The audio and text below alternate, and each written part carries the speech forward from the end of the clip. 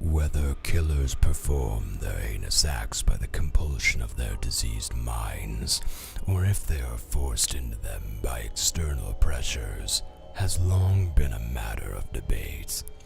But for one killer, nature and nurture are inextricably linked. Leatherface kills not from a desire to exert his will over others, to satisfy carnal urges, or even to quiet the voices in his head. He kills because he is scared. Scared that others will hurt him, scared that his family will be displeased with him, scared that their shared willingness to eat human flesh will be discovered. He does as he is told. His family loves him, and that is all that matters. Outsiders are a threat, and threats need to be dealt with.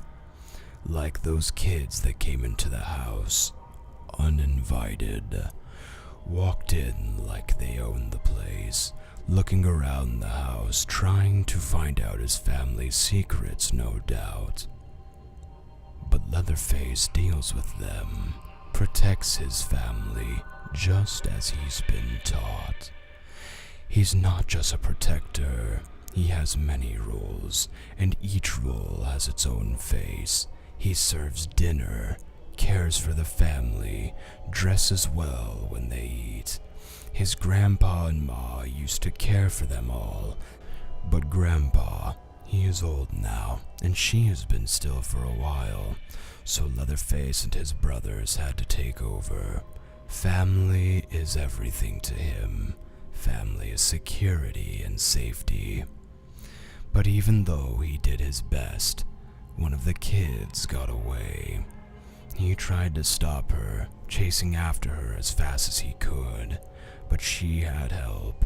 Another outsider driving a truck. The evil trucker killed his brother, ran him over like he was a possum.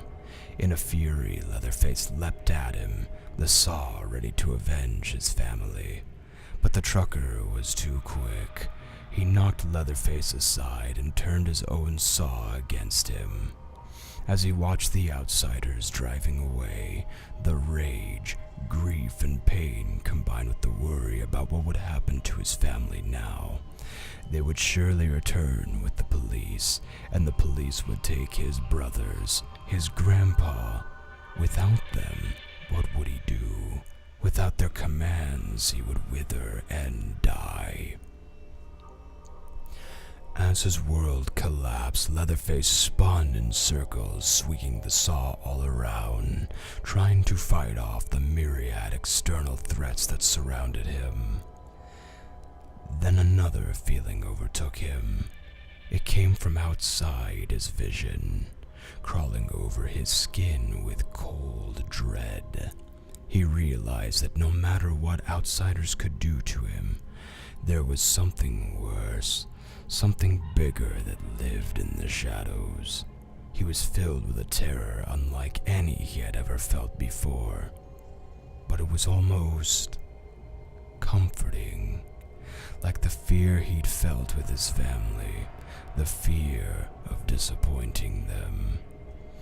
He was brought to a place that was familiar but unknowable, and he instinctively knew what he had to do. He couldn't fail it the way he had his family. Outsiders would come, but he would use his skills to overcome any threat. There would be screaming, but he would make the world quiet again, until the only sound remaining was the blessed howl of the saw.